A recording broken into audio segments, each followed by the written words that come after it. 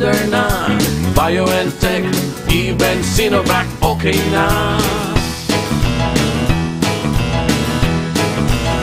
Babakuna ka ba, babakuna ka ba, babakuna ka ba, babakuna ka ba, babakuna ka ba, babakuna ka ba. Vaccination for the nation, no more isolation. With vaccination, babakuna ka ba, babakuna ka ba, babakuna ka ba, babakuna ka ba, babakuna ka ba, babakuna ka ba, babakuna ka ba. Paturok, paturok, paturok.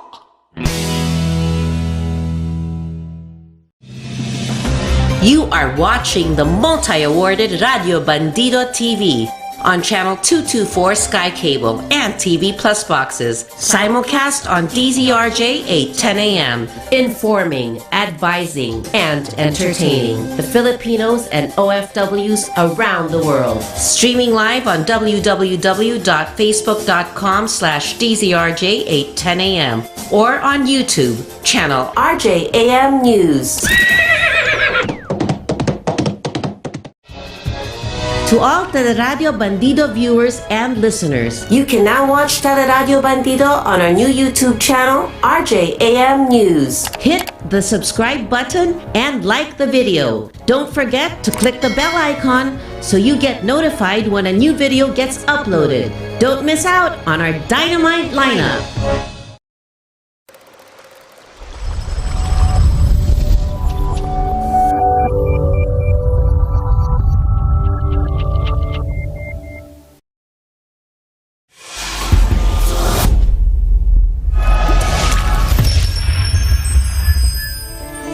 Litrato Philippines, hosted by Mike Francisco and Michelle Encarnacion, showcases a variety of wonderful, uplifting beauty queens from all over the world, Philippine tourism, culture, and lifestyle, and issues being faced in our country. Catch them Monday to Friday from 1 p.m. to 2 p.m. on Teleradio Bandido, channel 224 Sky Cable, TV Plus boxes, digital free-to-air channel 29, facebook.com/DZRJ 8:10 a.m. and YouTube channel RJAM News. Hello everyone! Isang magandang araw po ng Miyerkules sa inyo. Ayan, tanghali sa mga nananghalian dyan. Enjoy your lunch. Araw po ng Miyerkules, July 14. At ayan po, ako po si Michelle Encarnacion ang muling makakasama po ninyo sa araw na ito. And again, we will miss Sir Mike Francisco. Mike, pagaling ka at para makasama ka na namin muli. Ayun. And then, of course, imbitahin ko po muna kayo na samahan ako ngayong hapon sa lahat po ng mga nandyan. Pwede po ninyo kaming mapanood sa live sa Sky Cable, Channel 224 and all TV boxes nationwide. You can also watch our simulcast at DZRJ 8:10 a.m. Live streaming at Facebook page DZRJ 8:10 a.m. and YouTube channel po RJAM News. Please like, subscribe, and share and click the notification button para updated po kayo sa mga kaganapan dito po sa aming programa. Ayan, kaya kung meron po kayo mga komento, mga opinion, mga shout-out, ayan, pwede niyo po i-comment yan sa aming mga social media accounts para naman po mabanggit po natin yan. Ayun. At ngayon naman, bago tayo magsimula, bigyan ko muna kayo ng update sa ating COVID-19 cases. Kahapon po, July 13, nadagdagan po tayo ng 3,604 cases. Kaya meron na po tayong kabuang 1,481,660. Ang ating pong active cases ay nasa 46,934. Ang ating pong recoveries ay nadagdagan ng 5,840. Meron na tayong kabuang recoveries of 1,408,634. Ganun pa man, ang ating mga nasawi ay nasa 77. Kaya meron na tayong total of 26,092 deaths. Mga kababayan, patuloy po kaming nagpapaalala sa bawat isa na sumunod po tayo sa mga health protocols na pinatutupad po ng ating bansa. Pagsusuot po ng tamang pagsusuot ng face mask at ganun din ang face shields, at social distancing sa tuwing tayo ay lalabas ng ating mga tahanan. Magdala po tayo ng mga hand sanitizers or alcohol-based solutions na at least 70% para meron po tayong proteksyon at palinis ng ating mga kamay. Ganun din, panatilihin nating malusog, malakas ang ating mga pangangatawan. Yan po ang pinakamainam na panlaban natin sa anumang uri ng sakit, lalo na po sa virus na dala ng COVID-19. At kung kayo po ay kabilang na sa mga dapat bakunahan, magpabakuna po tayo. Magpa-register po tayo sa ating mga LGUs at nang makakuha tayo ng schedule para sa ating vaccination. Lalong-lalo na po sa mga senior citizens po natin at may comorbidities. Ayan. Mainam po na tayo po ay mabigyan ng bakuna dahil yun nga po ang proteksyon natin, huwag po natin katakutan yan. Although alam natin na yung ibang mga LGUs ay sabi nga na yung mga bakuna ay hindi pa they have to stop muna. This is for the meantime dahil yung supplies po natin bakuna ay hindi pa po dumarating lahat. Although yung iba po tuloy-tuloy, yung iba nasa second dose po.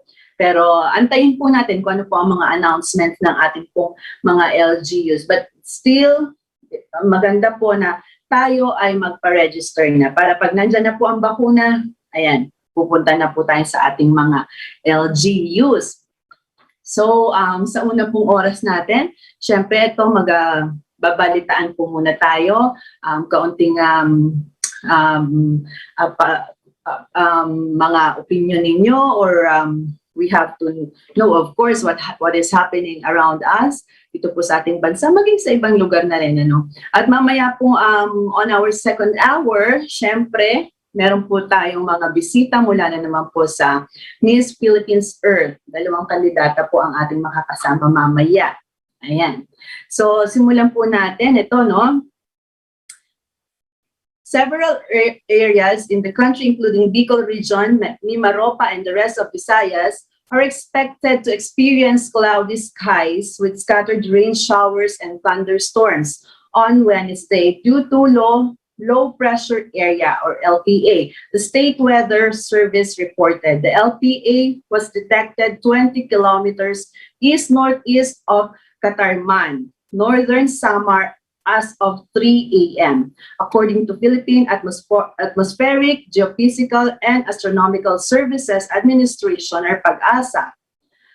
Sabi dito, bagamat maliit ang tyansa nitong maging bagyo at posible itong matunaw within 12 to 24 hours or less, ay patuloy tayong magbo-monitor sapagkat posibleng maapektuhan nito ang ilang bahagi ng ating bansa.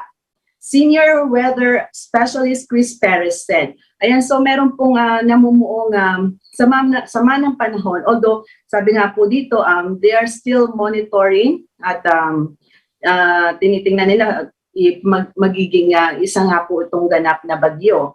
Pero ang mainam dito, ayan, mabigyan po ng paalala ang lahat na mag-ingat lalo na po sa mga nabanggit na lugar para naman handa po kayo kung sakali mang ayan nga, may mga pag-ulan na maranasan po sa mga nasabing lugar. Ito naman, of course, lahat tayo expecting na ang turismo po natin ay muling babangon at marami nang ang mga probinsya ang nagsasabi na kapag merong vaccination card at na nagsasabi na kayo ay fully vaccinated na, ay tumatanggap na sila ng mga bisita at kahit wala ng swab test. Pero kailangan po fully vaccinated. At wag na po nating pikiin pa itong vaccination cards na to, kasi ito nga yung pinag-iisipan kung paano talagang dapat gawin dyan, kung magkakaroon ba ng centralized na parang pang buong bansa na vaccination card na isa lang ang magiging features. Pero syempre nga naman ang bawat LGU ay gumawa na ng kanilang mga paraan para mabigyan ng mga vaccination cards itong kanilang mga fully vaccinated constituents na syempre sayang din naman na hindi ito ang gagamitin. But then, eto na, better days ahead seen for Philippine tourism. The Philippine travel and tourism industry may finally start to see more green shots of recovery. Actually, nakakatuwa ngayon kasi pag nag-browse ka ngayon sa social media, like Instagram and Facebook, syempre, makikita mo na may mga kababayan na tayo talaga namang nag-e-enjoy na na magbakasyon, no? At pumunta dyan sa mga tourist destinations na madali lang naman puntahan. Yung iba kasi very near lang yung pinupuntahan. No? It's good kasi nakikita mo ngayon kung paano nila na-enjoy yung sarili nating mga lugar dito sa ating bayan. At after more than a year nga naman, eto, nakakalabas na sila at nakakapag-picture taking na with this beautiful picturesque tourist destination na meron tayo sa ating bansa. As the government continues to ease restrictions and movements in the capital region and nearby provinces, domestic travel has since started to pick up, while more tourism-based businesses have been allowed to reopen. These developments are crucial not only in helping revive jobs of displaced tourism workers, but also in aiding in the overall recovery of the industry. Based on Resolution 124 of the Interagency Task Force for the Management of Emerging Infectious Disease, IATF, EID, interzonal movement of persons traveling in and out of Metro Manila and surrounding provinces remains allowed, but subject to the restrictions of concerned local government units. Ayan, ito nga po yung sinasabi, no? Nasabi dito ng yung pag-travel po natin in and out Metro Manila and then nearby provinces actually is allowed naman na po talaga. But then meron po mga restrictions. And yun nga, one thing is maaaring ang LGU will require swab test, negative test results, or yung iba, yung sa mga sinasabi nga natin kanina na sa mga fully vaccinated, they may allow na pumunta pero even without the swab test, pero kailangan dala natin yung ating vaccination card na sinasabi nga fully vaccinated na nga tayo.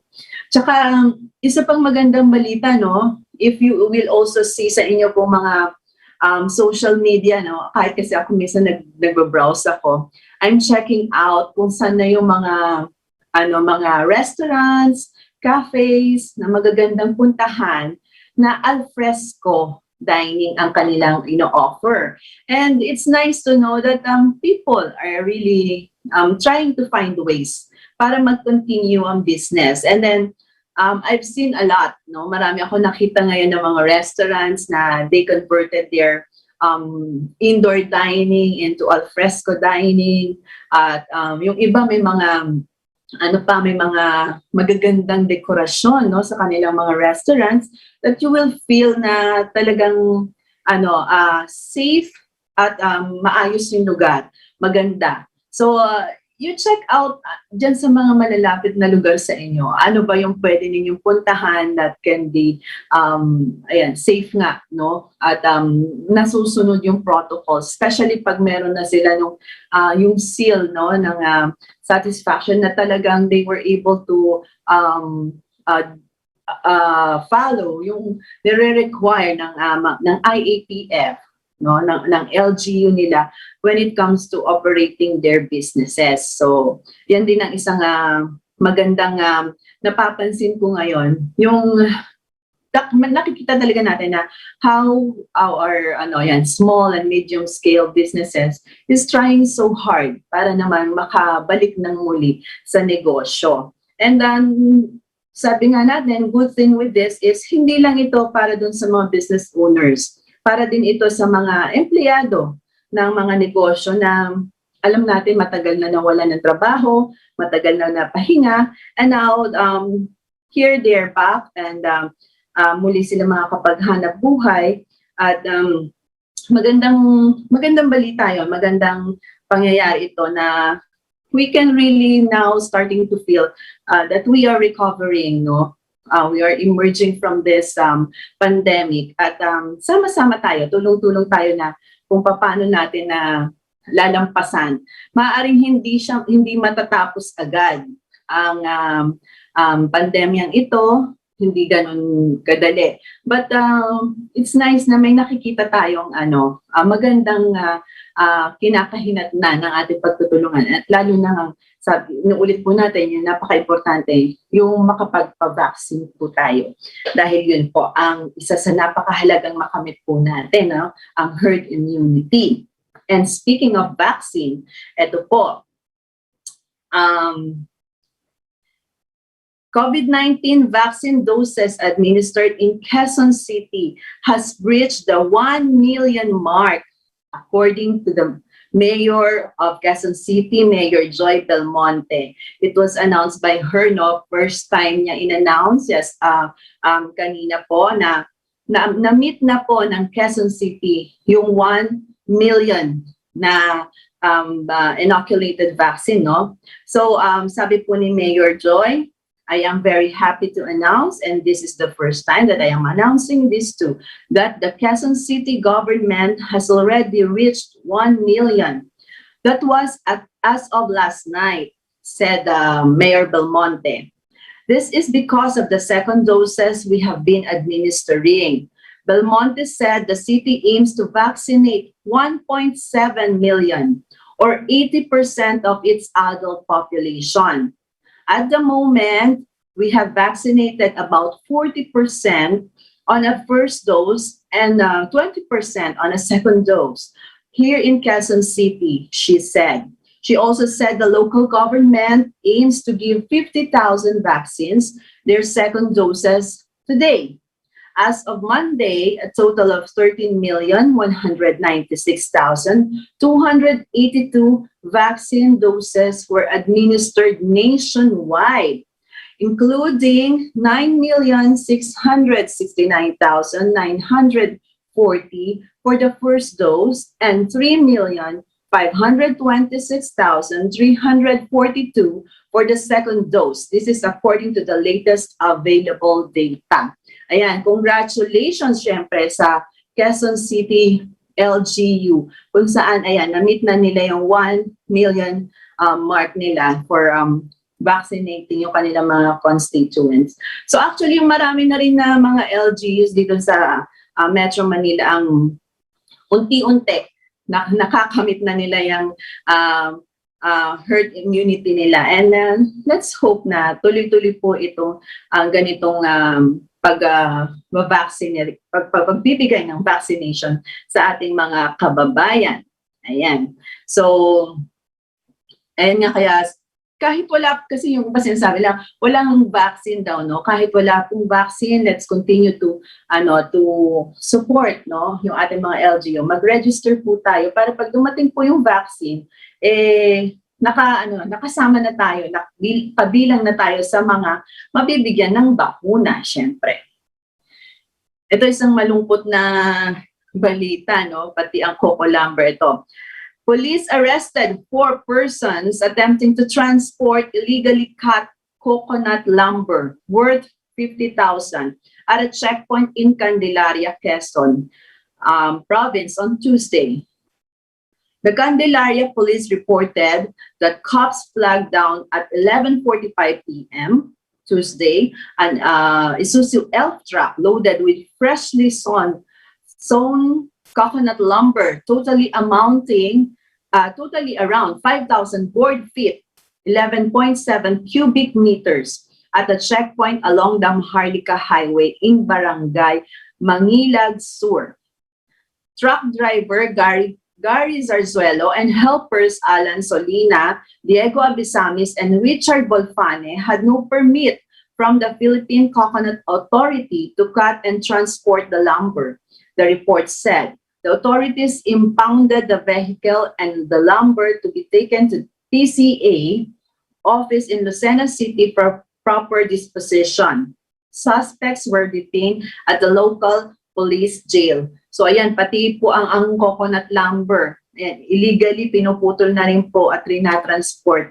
Nakakalungkot na may mga taong gumagawa ng ganito, no? Ang dami na nga nating kinakaharap na problema, lalo na sa pagdating sa ating kalikasan, tapos puputulin na lang ng ganyan ang mga puno, no? So wag naman sana, no? At meron naman po mga legal na paraan kung kailangan pong gawin itong mga bagay na ganito. Ito po ay hindi dapat basta pinuputol lang itong mga puno po natin, kahit yung pong puno ng nyog. Maraming puno ng nyog dyan sa lugar ng Quezon eh. Okay, punta naman po tayo sa sa London. Masks to remain mandatory on London transport after national rule easing.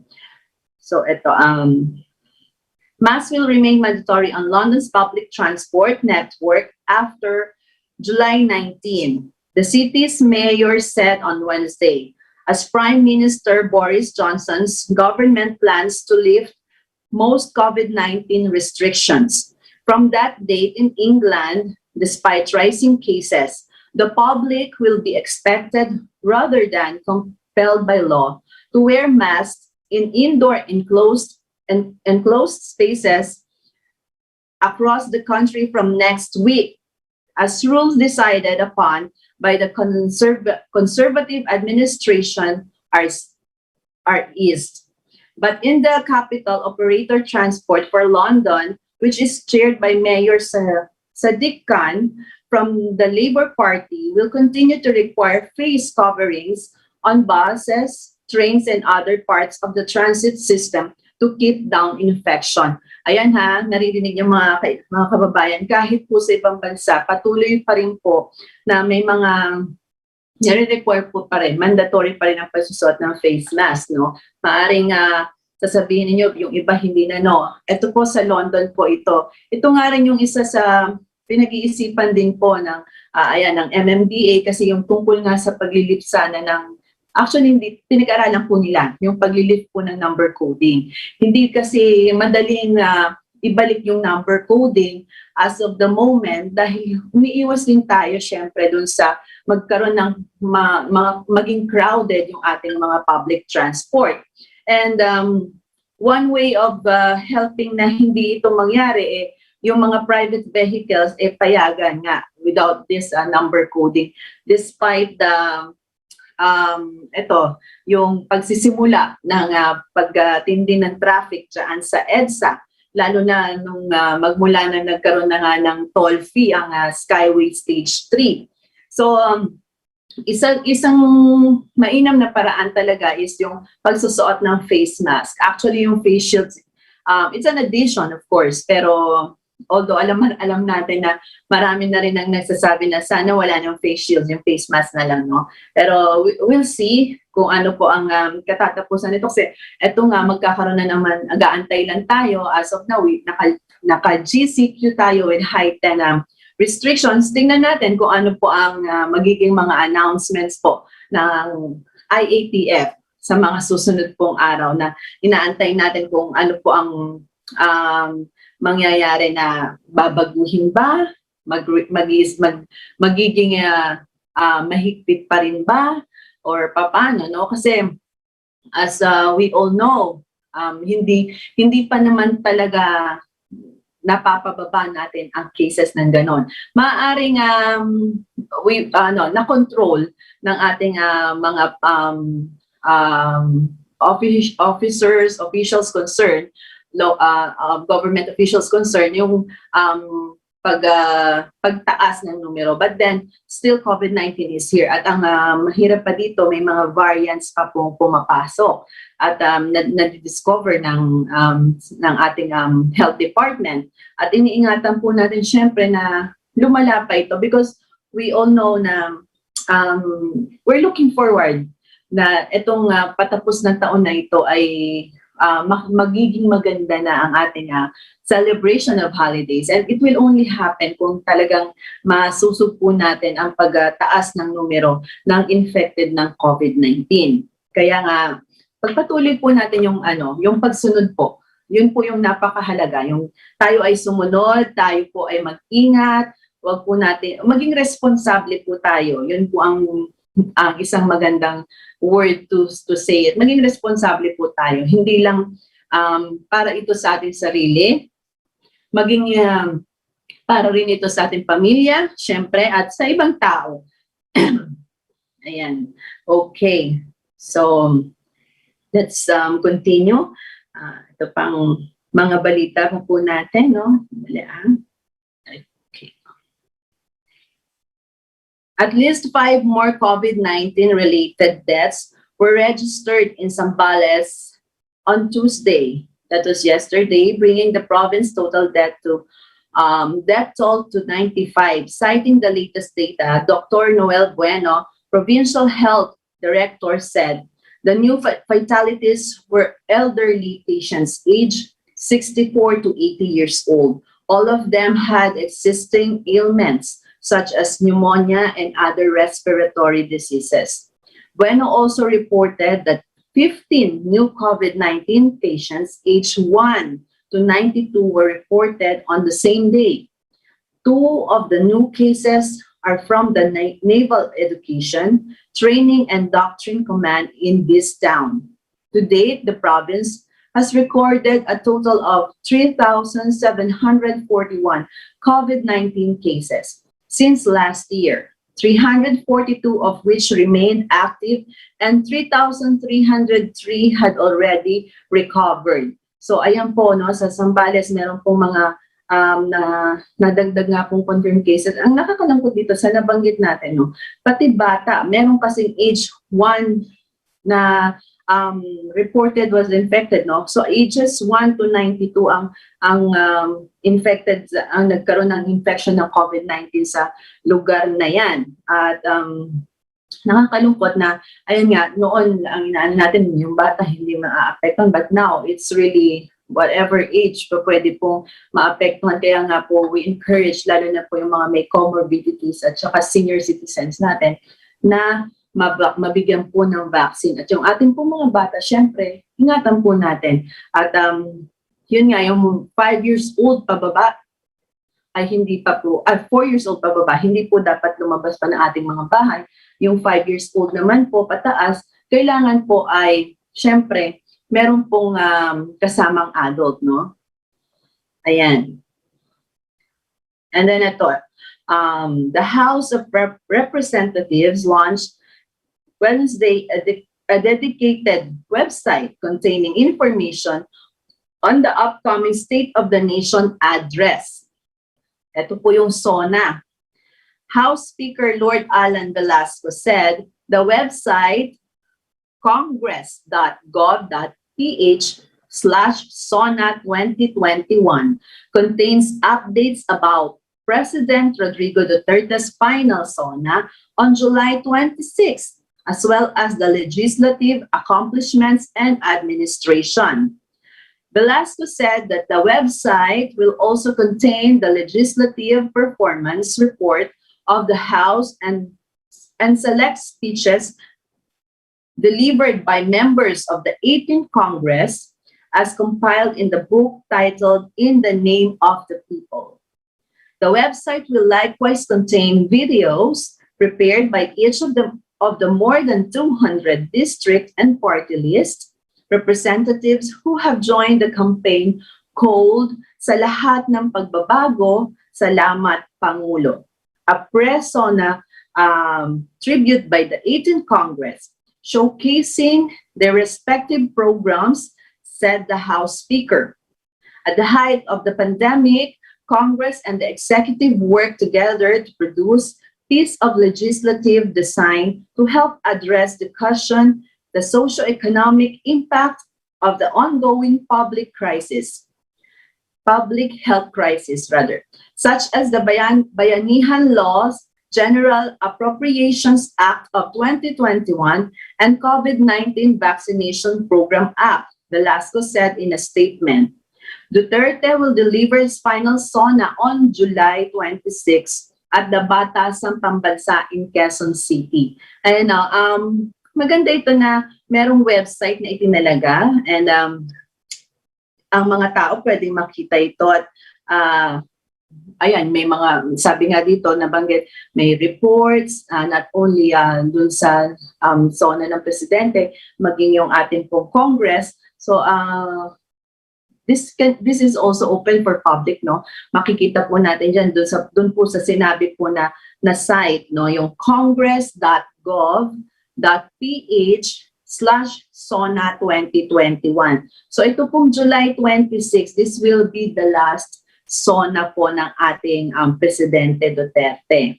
Ayan, sa mga interesado pong malaman, ano po yung mga reports ng ating pong Pangulo, syempre, at ng Kongreso, pwede po natin bisitahin yung website na nabanggit. Ayan, ito pa po. Speaking ng mga vaccines, no? Ito pa, ang inaantay po natin. Another 1 million doses of CoronaVac. The COVID-19 vaccine developed by Sinovac were delivered to the Philippines on Wednesday. The fresh batch of vaccines arrived past 8 a.m. via Cebu Pacific flight at the Ninoy Aquino International Airport. It was welcomed by Vaccine Czar Carlito Galvez Jr. This brings the total number of CoronaVac delivered in the Philippines to 13 million. 1 million doses donated by China and 12 million doses procured by the national government, the private sector, and the local government units. All in all, the Philippines has received 21.7 million vaccines. More than 13 million of these were already administered, with 3.5 million persons now fully vaccinated. Some 1.5 million more doses for CoronaVac are also expected to arrive in the country on Saturday, July 17, said the National Task Force Against COVID-19. The new batch of COVID-19 vaccines arrived after some local government units suspended administering first doses due to depleting stocks of jobs. Ayan, so good news. Dahil ayan, may dumating na naman pong vaccine at sa susunod, ito pong Sabado, July 17, meron na naman daw pong parating na mga bakuna. So magtutuloy-tuloy na naman yung ating pagbabakuna sa ating mga kababayan. Kasi nga, medyo cease muna sa vaccination programs ang iba po natin mga LGUs dahil nga po sa nagkulang na po yung bakuna. Pero yung iba po, tuloy-tuloy po ang kanilang vaccination. Actually, lalo na sa mga provinces. Dito nga sa amin, hindi naman naantala ang pagbibigay ng bakuna. Tuloy-tuloy pa rin. Marami pa rin na ang mga nandoon na that was Monday, no? Oo, nung Monday, nandun, marami pa rin pong tao na nag-aantay po ng kanilang schedule para po sa kanilang mga bakuna. So, maganda po ang balitang ito para naman ayan, tuloy-tuloy nga ang ating pagbibigay ng bakuna. At the same time, wag po natin kalimutan na tayo po ay magpa-vaccine na rin. Ayan. Okay, and ito pa, more balita pa po tayo. Binabrowse ko lang po para masigurado po yung aking mga babasahin, ito isa pa, no? Sa bandang naman to, Cotabato, Philippines, nagkaroon po dyan ng pagbaha. Kidapawan City actually, Cotabato, Philippines.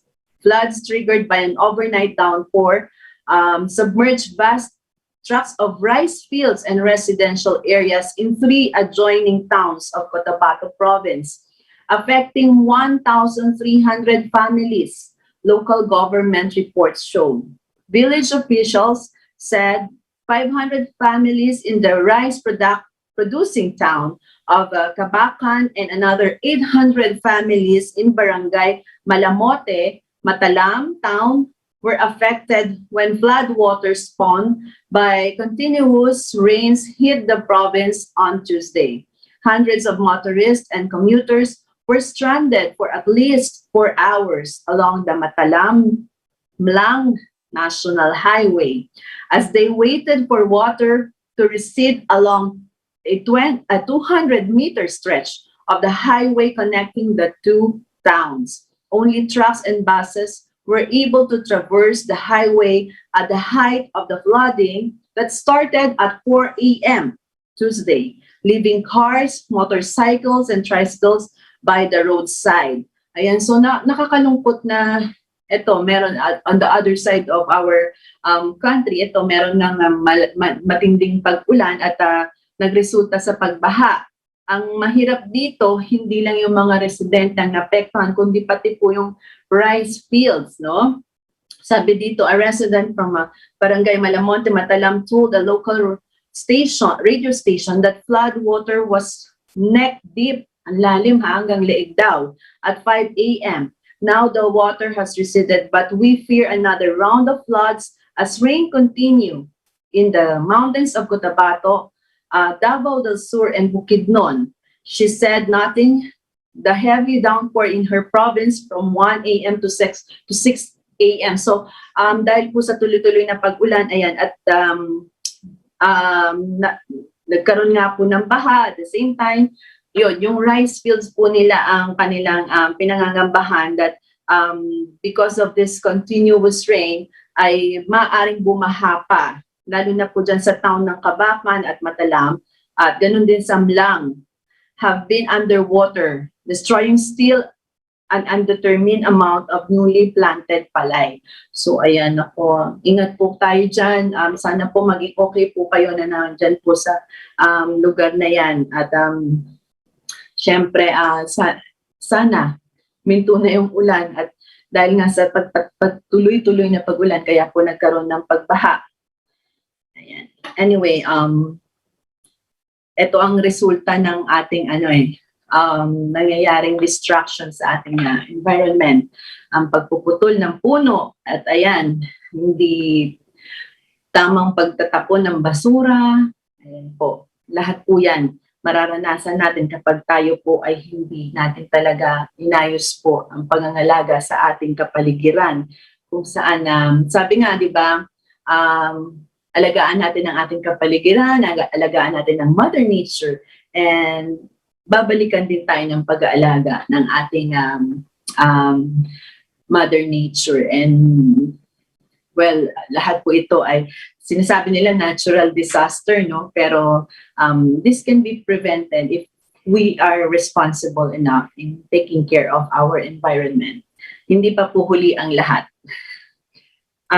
Dito naman, the Subic Bay Metropolitan Authority, SBMA, has started accepting vaccine cards or certificates of vaccination status as alternative to negative real-time reverse transcription polymerase chain reaction or RT-PCR test from tourists who plan to stay here for at least 4 days. Oy, pagka magstay kayo ng 4 days sa Subic, ayan na. Mga gusto pumunta na Subic, taas ang kamay. Si Mike gusto pumunta dyan kasi pupunta daw sa Zambales, no? But then, ito nga, pwede na daw ang vaccine cards or certificate of vaccination status. Para po, pag sinabi po nilang vaccine cards and certificate of vaccine status, sa mga fully vaccinated po ito. Kasi kung first dose pa lang, hindi pa po fully vaccinated. Kailangan po matapos nyo yung 2 doses po. Unless Johnson & Johnson yung vaccine nyo. So that's only 1 dose.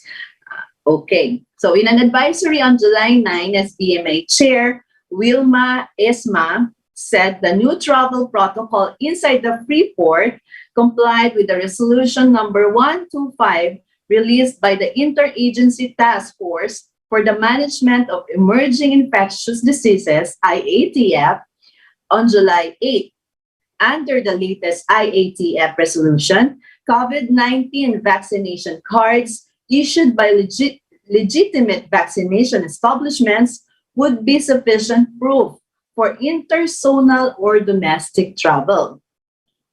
According to ESMA, fully vaccinated senior citizens within areas under modified general community quarantine or MGCQ would still be allowed. MGCQ is the least restrictive quarantine classification in the country. She said elderly visitors would also be required to present their vaccination cards or certificates of quarantine completion showing their vaccination status. The SBMA has also allowed children 5 years old and above to go outdoors, except in shopping malls, but with strict adult supervision. ESMA said minimum health and safety protocols would still be enforced within the free port on one of the top destinations in Central Luzon prior to pandemic. Oo, naku, magandang balita ito sa mga nangangarap ng magbakasyon. Lalo na ngayon, alam ko marami ng yung mga naka-online classes na bakasyon na. Ewan ko lang yung iba, no? Pero yung mga pamangkin ko kasi, they are now on vacation. Yung iba nag-graduation na ngayon, no? So, parang it's time for them to go on vacation. Pero, sabi nga po, kung kayo ay edad na dapat vaccinated, bago po kayo pumunta dyan, siguraduhin niyo po muna nabakunahan na po kayo, yung po 2 doses, and you don't forget to bring your vaccination cards na fully vaccinated na kayo, at saka yung certificate or certificate na fully vaccinated na kayo. Ngayon, if not, kailangan lang po ninyo ng RT-PCR test showing that you are negative from the virus COVID-19. At sa mga bata po, tumatanggap na rin po sila. Pwede po silang lumabas, basta 5 years old and above. Ganun din sa mga senior citizens, no? So, sabi rin dito, okay sila, no? For outdoor events at saka yung mga yung mga outdoor activities. So yung mga bata, pagka-outdoor, yung mga pupuntahan pwede, wag lang dun sa mga enclosed like malls.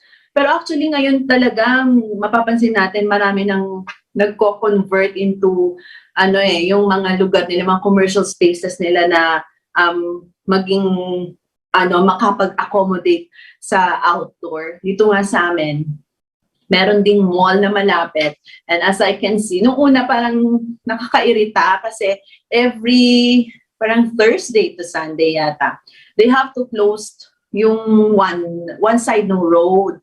So ang nangyayari, nako-congest dito sa isang side, lahat ng sasakyan. Nung una parang sabi ko, bakit ganon? Ang hirap naman, nagta-traffic na, lalo na pagka rush hour. No? Dito po yan sa may banda po ng Binyan.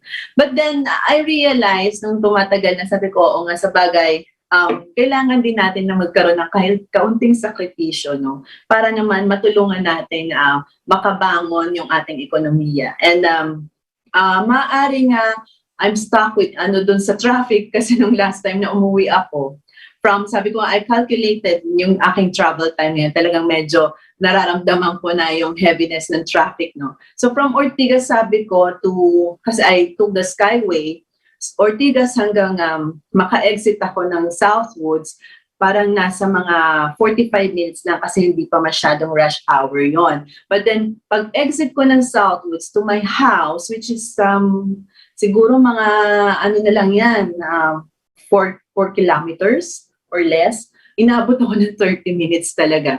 Kasi yun nga po, yung isa sa dahilan, nagkakaroon ng congestion dyan sa area na po yan na papuntang San Pedro at Binyan. At ganun din, sarado nga yung other part ng road na malapit dito sa isang mall dito. Dahil nga po, they encourage yung mga tao ng open spaces. So, nilagay nila dun sa half ng road. So, ngayon, parang sabi ko, sige, okay lang na may sakripisyo tayo, no? Para rin sa kapakanan ng ating kapwa. And ayun nga, may mga, doon, parang tiyanggi-tiyanggi, tapos meron silang food fair, ganyan, tapos may mga tables sa labas, para pwede naman kumain doon yung mga gustong mga alfresco dining. So, this has been, parang ilang months na rin nila itong nagagawa since since nagkaroon ng pagluluwag sa restrictions. Although may mga pinapatupad pa rin syempre ng mga protocols, no? Kasi kailangan naka-mask yung mga nandun, may face shields, may social distancing, may mga barriers yung mga tables. So, maaaring sa iba, it's a sacrifice lang doon sa mga na-stuck sa traffic, but then those sacrifices that we are experience will, makakatulong doon sa ating kapwa para naman magkaroon sila ng hanap buhay, ma-enjoy yung ibang hindi na nakakalabas, ayan, na-enjoy nila yung alfresco dining kasama ng kanilang pamilya at ng mga kaibigan. So, ganyan lang talaga, kailangan na balansehin natin. We have to, sometimes tayo yung magbibigay, diba? Sometimes tayo yung tatanggap. And ganun yung yung konsepto ng pagtutulungan. So, maganda na, ayan, this place, nagsisimula ng muling sumigla ang commercial dito sa lugar na ito. That's nice to know, no? Na ganyan. Okay, and then ito pa, no? Ito rin, isa pa ang about the environment na naman, no? Negros Oriental, Philippines, local officials have moved the signing of an agreement with a private firm for the implementation of a proposed 174-hectare reclamation project here, following strong opposition from different groups who raised its negative impact on the marine environment and the livelihood of small fishers. Mayor Felipe Remolyo was supposed to sign the joint venture agreement with the developer, EM Corpo Incorporated, on July 12, but this did not push through. No explanation was given by the city officials regarding the postponement. Replying to a post on Facebook, Vice Mayor Carissa Tolentino Maxino said, to dispel any misunderstanding and apprehensions, we recommended to the executive department to amend the joint venture agreement. Council Michael Bandal said some council members were contemplating on making amendments, were reevaluating the joint venture agreement for concerns of the public. So ito yung kasi they are para magkakaroon sila ng development, no? And for that to happen, kailangan mag-reclaim ng areas doon po sa kanilang usually pag sinabing reclaim areas, ayan, so beachfronts yan, no? Muna po, hindi po itinuloy yung signing ng joint venture.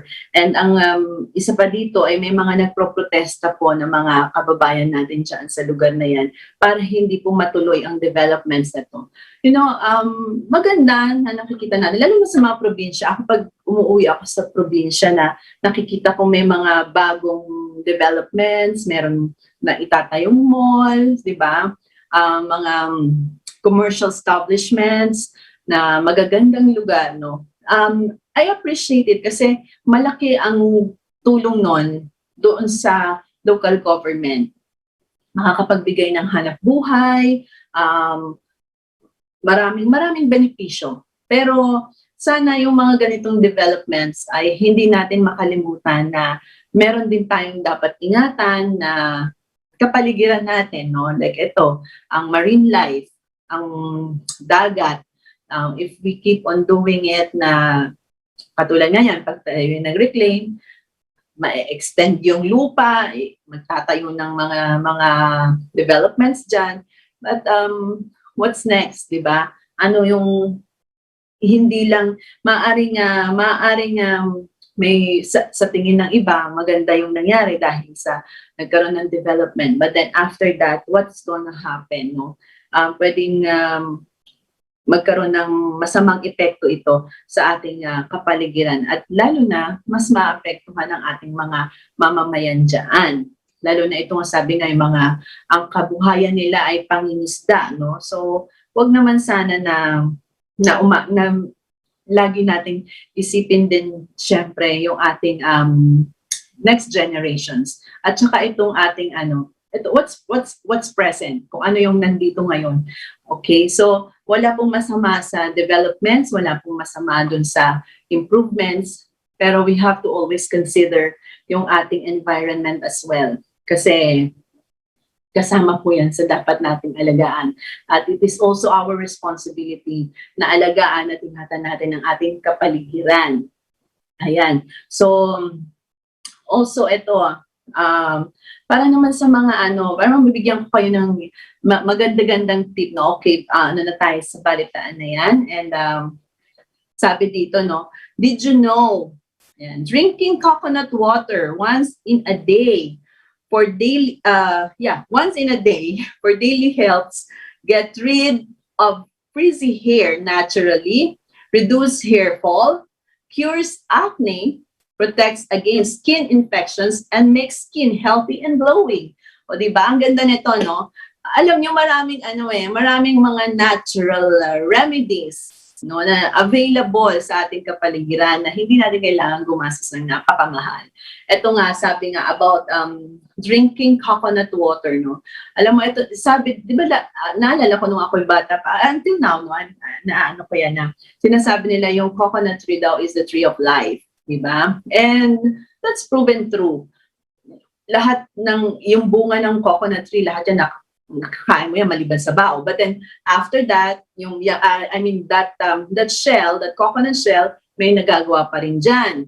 May mga handicrafts made of those shells, no? But it's good. It's a good thing na sabi nga dito is drinking regularly, no, or everyday drinking coconut water is very good for glow your skin, no? At saka yung ating hair. So yung mga nag-worry sa kanilang mga frizzy hair, mga nagda-dry na hair, o ang remedy daw dyan ay pag-inom ng coconut water. Ayan, buko juice na fresh. Actually, ang sarap ng fresh na buko juice, no? Hindi mo kailangan lagyan ng sugar.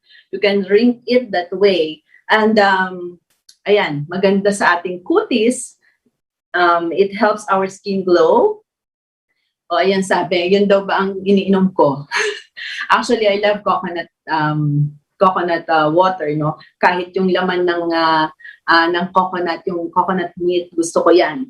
And I do eat that. Kasi alam mo yung coconut water, nakaka-hydrate siya. That's the reason why ang skin natin ay nag-glow kapag tayo ay laging umiinom ng coconut water. Water itself, if we are always hydrated with water, yan, that will also make our skin glow. Pero iba rin yung epekto ng may coconut water. Kasi nga, yan nga, mas maganda siya sa kutis at pati ang hair natin at pati ang scalp natin. Actually, ako I've been drinking virgin coconut oil for almost 3 years na rin yata ako virgin coconut oil. Isa rin yan sa magandang hindi siya sekreto ko kasi lagi ko talagang sinasabi, sinishare sa mga friends ko, sa mga kakilala ko na maganda sa katawan yung virgin coconut oil. So, maraming health benefits ang coconut. So, yan, simulan na po nating uminom ng coconut water, diba? At saka kumain ng coconut milk para sa ating magandang kutis, magandang buhok, healthy scalp, healthy hair, at pati yung mga nag-worry about acne, lalo na ngayon, kasi diba, lagi tayong naka-face mask. So, one tendency, yung init na absorb po yan ng ating skin, hindi nakakahinga yung ating skin, ang tendency po niyan ay magiging oily yung part na yon, and yung dirt nando naka-stop. What will happen is magkaroon tayo ng acne, no? So, napaka-importante na gumamit tayo ng, linisin natin lagi ang ating mukha. At ang face mask po, dapat kung disposable man po yan or washable, kailangan natin magpalit ng face mask. Hindi yung sinuot mo ng umaga hanggang gabi yung nasuot mo. No? You have to, magpalit po tayo ng face mask natin, magdala tayo lagi ng spare, at saka wag po nating, yun pa yung isang napapansin ko, yung pinapatong lang po natin kung saan-saan. Minsan kakain tayo, patong sa kung saan-saan. Magdala po tayo ng kahit paper bag, na yung brown na paper bag na malinis, pwede po yan. Lagay po natin dyan bago po tayo, pagkakain po tayo, doon po natin ipasok, ilagay, no? Linisin natin yung paper bag para naman sigurado. Dapat bago, no? Huwag yung gamit na, baka ginamit sa kung saan. Also, pwede rin kung meron kayong maliliit na pouch na malinis, para meron po kayong handy na lalagyan ng inyong mga face mask. Kasi yan ang napapansin ko minsan. Kung hindi sasabit sa tenga habang kumakain, ipapatong sa lamesa, hindi naman po natin alam kung ano na yung mga pinatong dyan sa lamesa na yan. Tapos susuot na naman po natin. At saka, yun nga po, no, yung white part dapat ang nasa loob. Kung mga cloth naman po yung face mask na ginagamit natin, please make sure na tama yung pagkakasuot natin kasi minsan yung iba meron yang para dun sa nose talaga na naka-design siya na gano'n, no? Yung iba naman kasi basta flat lang. So, check po natin yung tamang pagsuot natin ng face mask kung yung mga washable face mask po yan. At yun nga, lagi tayong magdala ng spare para meron tayong pamalit. Huwag po natin hayaan na yun yung gagamitin natin. At pag uwi po natin ng bahay, labhan po natin yan. Clean it properly, no? Wag po nating hayaan na basta itatambak lang natin. Okay? So, maraming po salamat sa inyong lahat and we'll take a short break and we'll be back with our Miss Philippines Earth candidates na guest po natin ngayong hapon. We'll see you again shortly.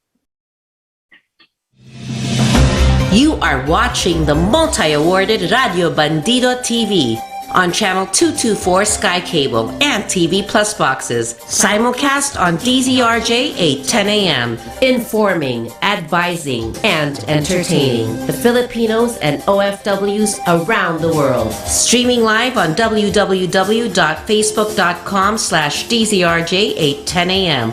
or on YouTube, channel RJAM News. To all Teleradio Bandido viewers and listeners, you can now watch Teleradio Bandido on our new YouTube channel, RJAM News. Hit the subscribe button and like the video. Don't forget to click the bell icon so you get notified when a new video gets uploaded. Don't miss out on our dynamite lineup. Join Arnel Doria as he explores the world of travel, transportation, road safety, and the environment. Tune in to Good Trip every Saturday at 1 to 2 p.m. on Teleradio Bandido, Channel 224 Sky Cable, TV Plus boxes, digital free-to-air Channel 29, Facebook.com/DZRJ 8:10 a.m. and YouTube channel RJAM News. Good News Pilipinas with host Francis de Guzman is advocacy in action, which brings to you exclusives to enhance life's values that really matter. This program also brings forth guideposts on scriptural truths, giving hope to nations. Watch and listen on Teleradio Bandido every Sunday from 12 noon to 1 p.m. on Channel 224 Sky Cable, TV Plus boxes, digital free-to-air Channel 29, DZRJ 8:10 a.m., Facebook.com/DZRJ 8:10 a.m. and YouTube channel RJAM News. Litrato Philippines, hosted by Mike Francisco and Michelle Encarnacion, showcases a variety of wonderful, uplifting beauty queens from all over the world, Philippine tourism, culture, and lifestyle, and issues being faced in our country. Catch them Monday to Friday from 1 p.m. to 2 p.m. on Teleradio Bandido, Channel 224 Sky Cable, TV Plus boxes, digital free-to-air Channel 29, Facebook.com/DZRJ810 AM, and YouTube channel RJAM News.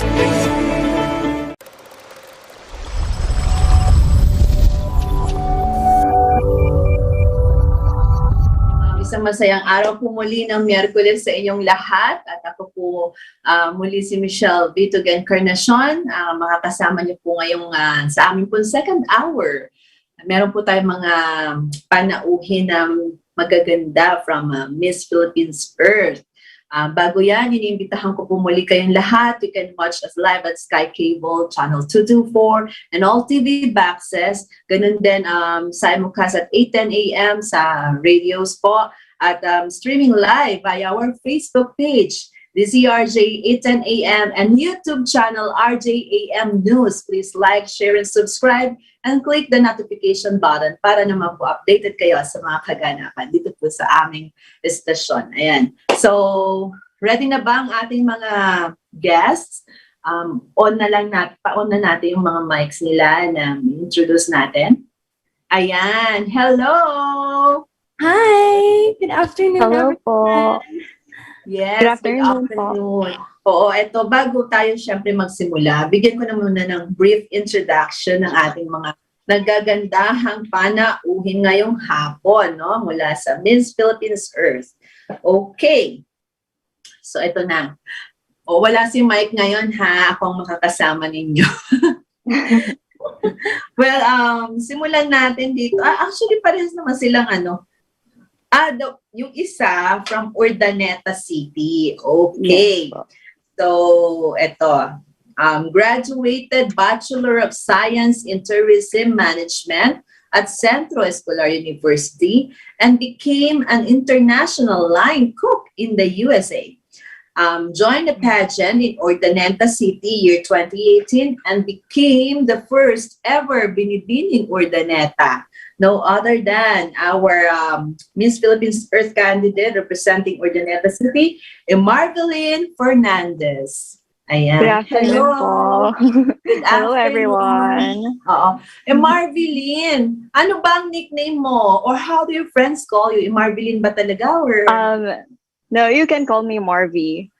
Marvy. Ayan, okay. Marvy, I'll get back to you, ha? Introduce ko naman Sure. muna yung isa pa nating kasama. 21-year-old, hailing from Talisay City, Cebu.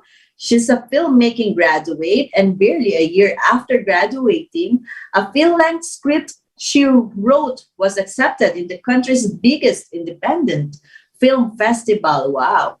Cinemalaya Film Festival. Her beauty queen journey began at the ripe age of 15 as she traveled all over the Philippines, joining beauty pageants left and right, front and back. Her love for the earth began when she was just a child, spending hours each day tending to their homegrown vegetables, fruit trees, and worm farms. She truly is an eco angel from birth, no? No other than our representative from Talisay, Cebu, Miss Philippines Earth candidate, Mia Jane Salisbury.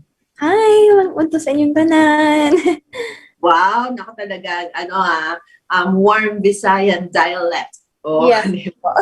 So, is it right, Mia ba yung nickname? Or Yes po. Just Mia.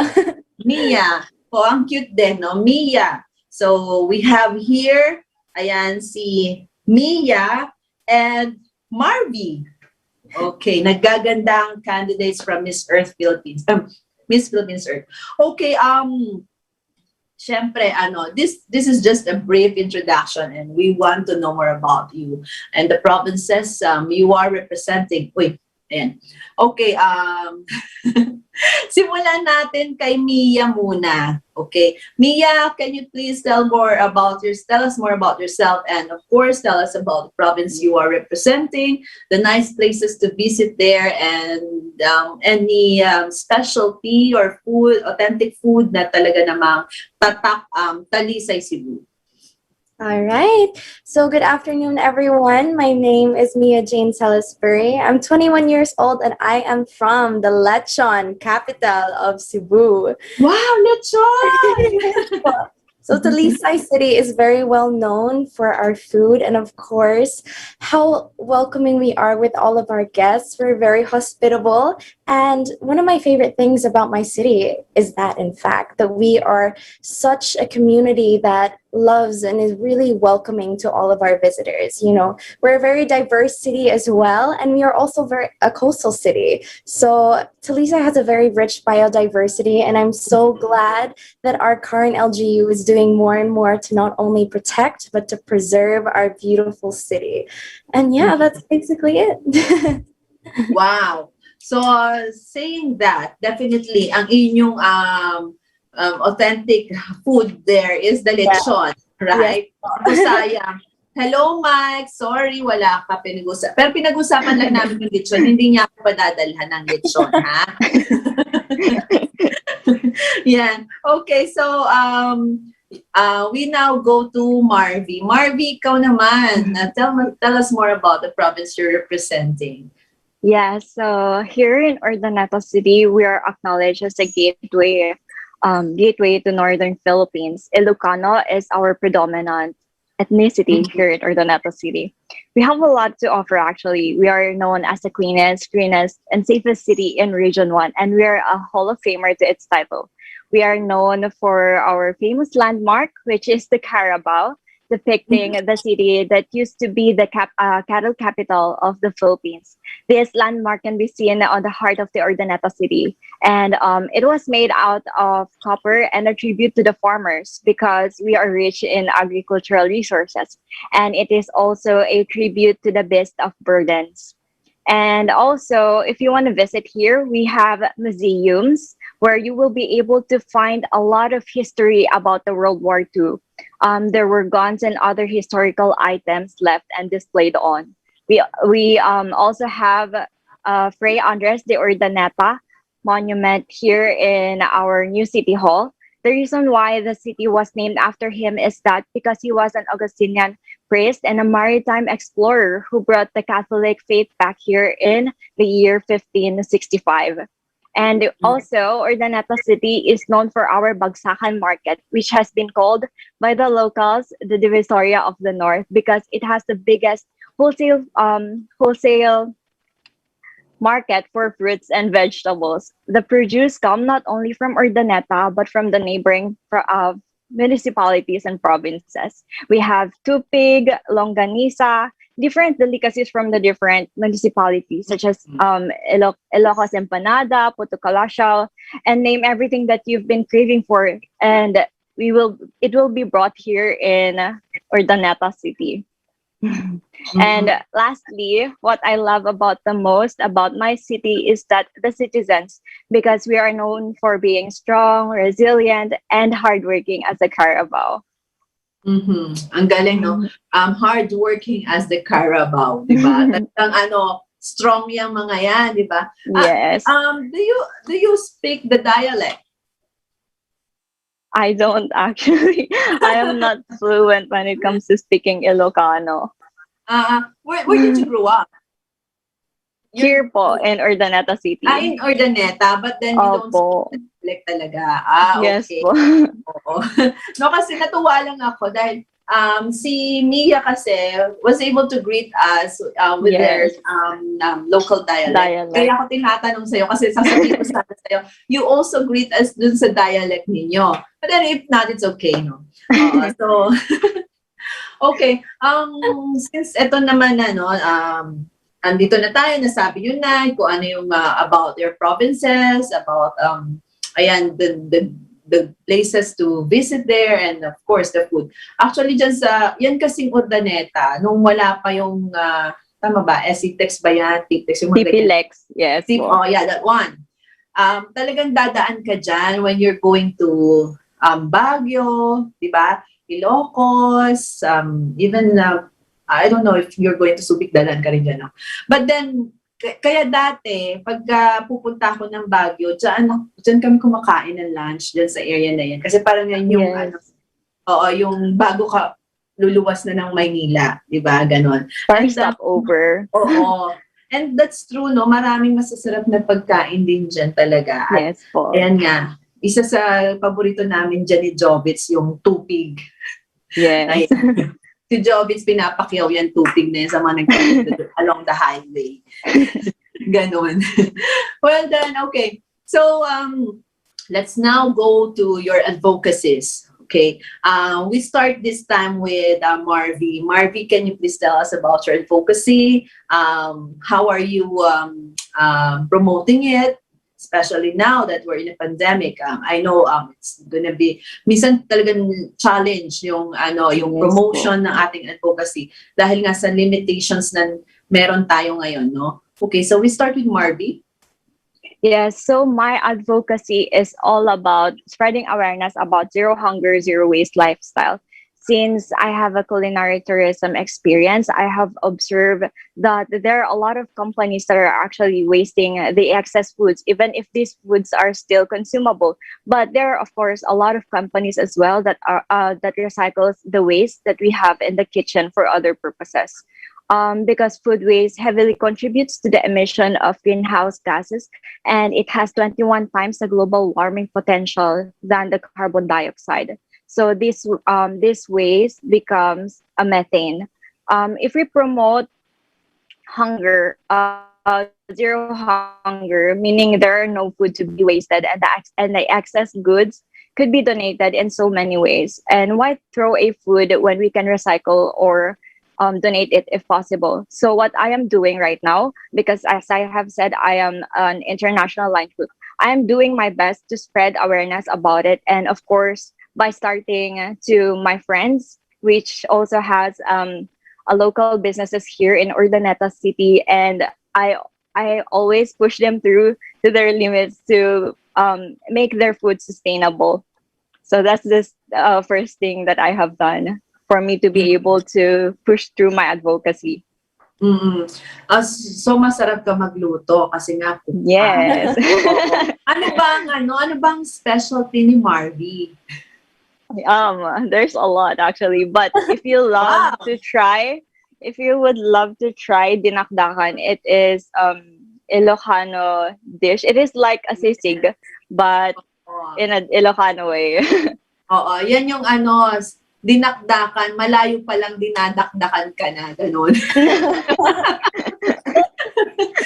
No, but I have tried that food, no? Masarap yan, actually. Yes. Ang kagandahan lang kasi ng dinakdakan, compared with the sisig, is may gulay. Yes. Akala mo, hindi ko alam yung dinakdakan.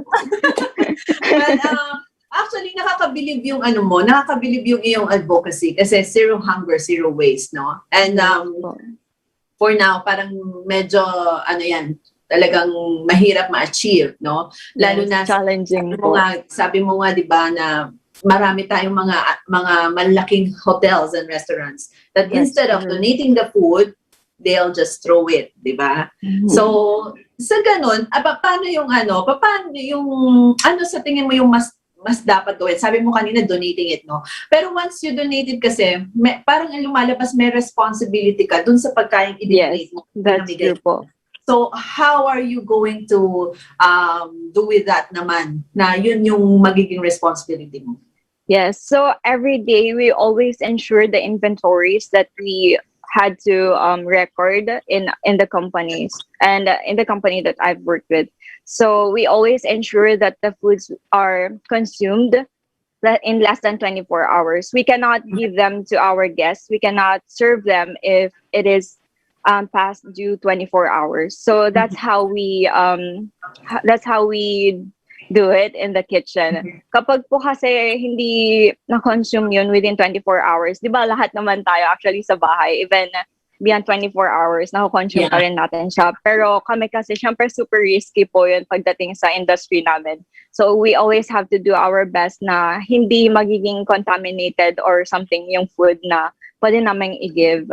And I hope na sana lahat ng companies ganun yung mangyari, even if they thought that it will be risky. But there are other companies na kaya po talagang i-recycle yung foods. Not only by donating them like sa mga community pantry, we can also do the so-called curing. So, yung food, imbes na kakainin, magiging fertilizer siya or gagawin siyang Okay. food for the animals, which is very safe din po. Oh, so not only for human consumption, Yes. pwede rin Yes, siyang that's right. yun nga maging fertilizer or para naman sa mga hayop, no? O Yes kasi minsan po. concern diyan is yung nagbigay ka na ng food and then at the end masisisi ka pa if something Yes. happens sa kumain, 'di ba? Yun kasi yung isang nakaka-worry diyan. But then Yes po.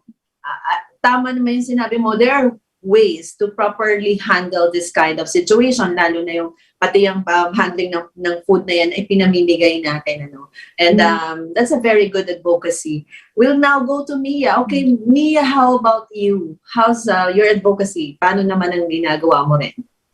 So my advocacy is actually is sort of similar to the zero waste lifestyle. But when I was approaching this, that was my ultimate goal. Since I have been doing a lot of work for the past 2 years, I even applied it to myself and really had an experimental phase where I was really trying to figure out not only the easiest ways, but the most sustainable ways to continue the lifestyle. So when I was thinking about this, I realized on the scale of the whole Philippines and even the whole earth, we don't need people doing zero waste lifestyle perfectly. We need millions and billions doing it imperfectly. So that's why I decided to go with my advocacy, which is mindful waste management. And in this, I have been creating an online series and I've been doing outreach programs in which that I like to educate people about different tricks and tips on how they can be more sustainable and different daily life swaps that they can switch out into their life and bring into their life so that each and every Filipino household can become more sustainable.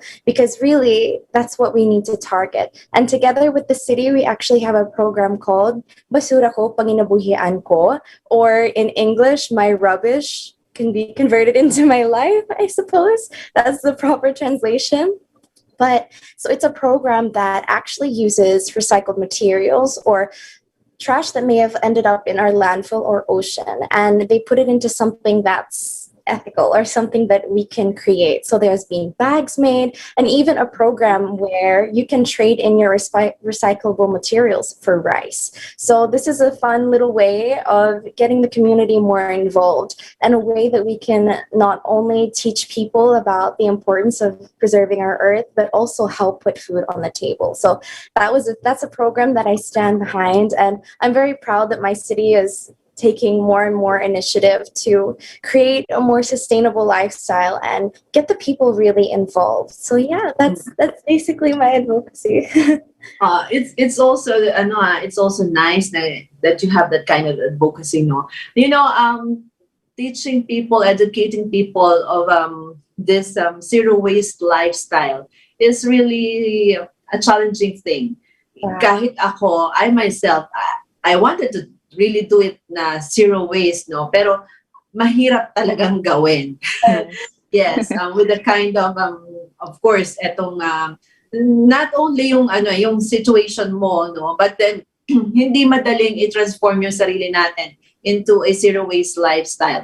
But slowly that we are educating people and we are involving ourselves into this kinds of programs, di ba? Malaki yung may tutulong natin, no? And yung sinasabi mo ng program ng government ninyo dyan sa Cebu, maganda yon, no? That the people will gather their garbage or recyclable garbages, and then pwede nilang ipalit into rice or whatever, I don't know kung ano pang goods na pa pwede, no?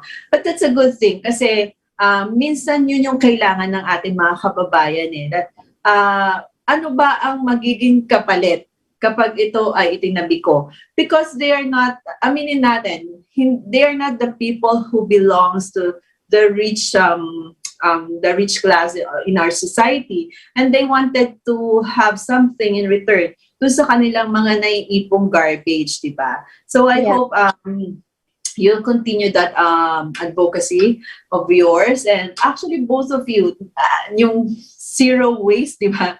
Okay, it's really, sa iba parang sasabihin, it's an impossible thing. But nothing is impossible if you try doing it now and until the time that you will perfect everything and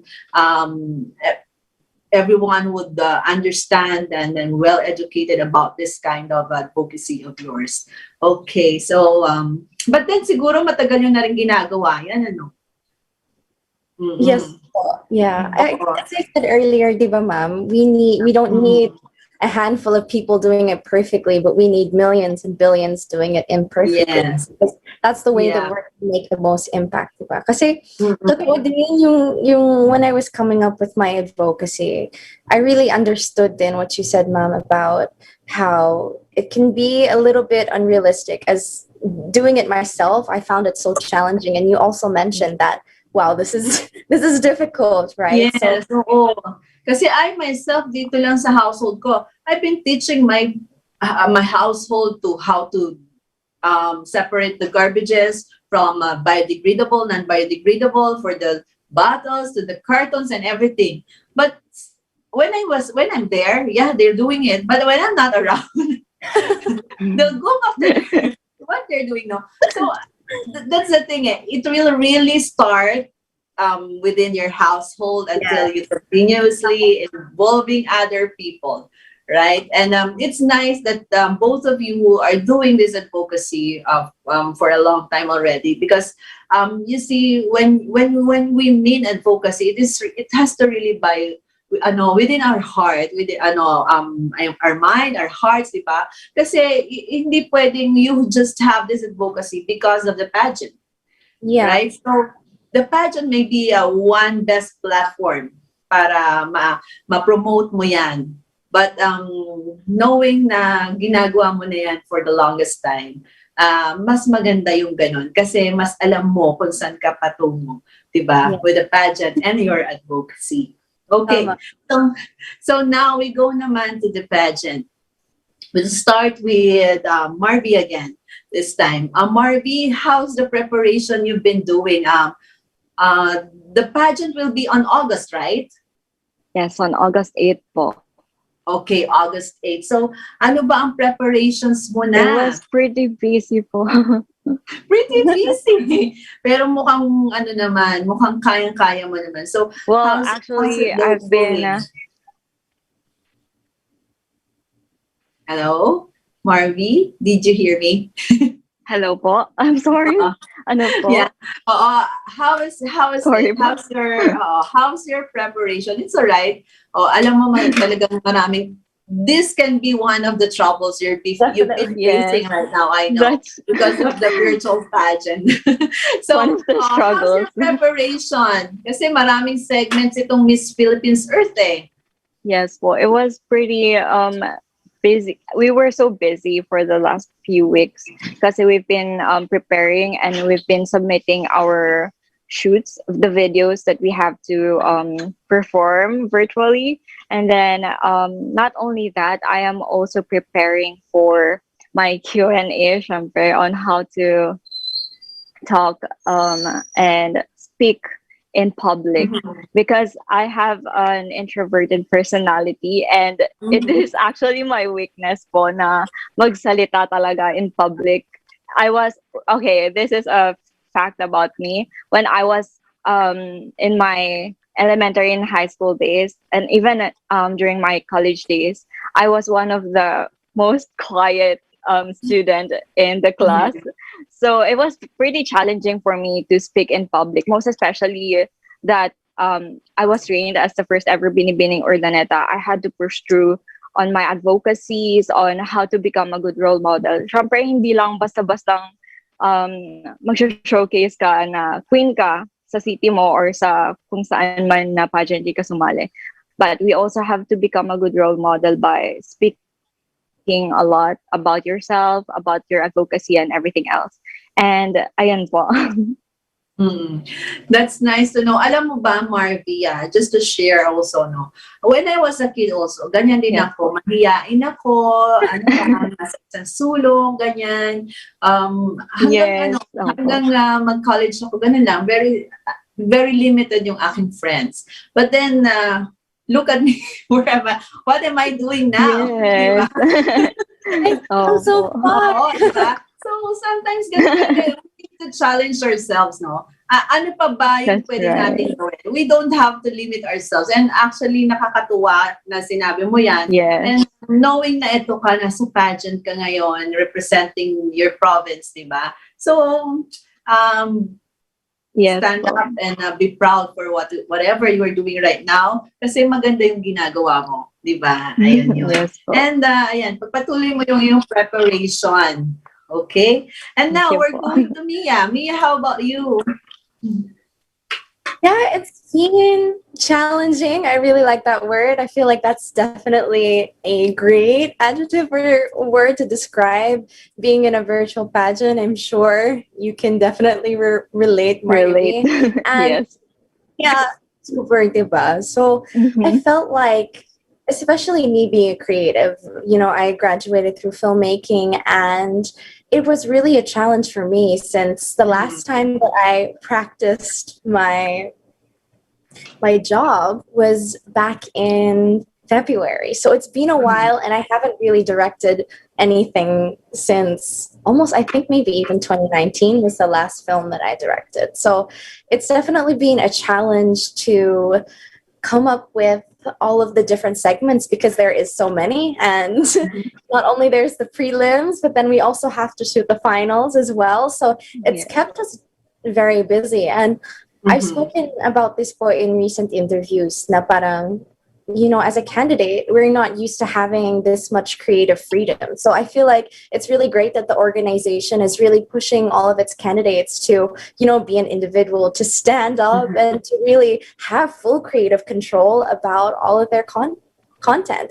And parang, there's a lot of existential pressure as well because hindi ka na pwede magsisi. Di ba? Yes, Like, of course. when you're on stage and the camera didn't get me at the right time or the light wasn't on me properly, it's really easy to point fingers at people on the exterior. But when you're a candidate, you have all of the control. You are responsible for choosing your videographers, your editors, whether you're directing it yourself, and really the execution. So parang it was really overwhelming at first, but I'm really glad that I did it because I felt like it made me really put on my creative hat. And not only that, but my producing hat, my directing hat, it was really everything. And you have to approach it very smartly. So parang if you're going to pay or hire someone for the whole entire day, parang imagine the day after my vaccine, the day of my vaccine, actually, I had my first dose of vaccine.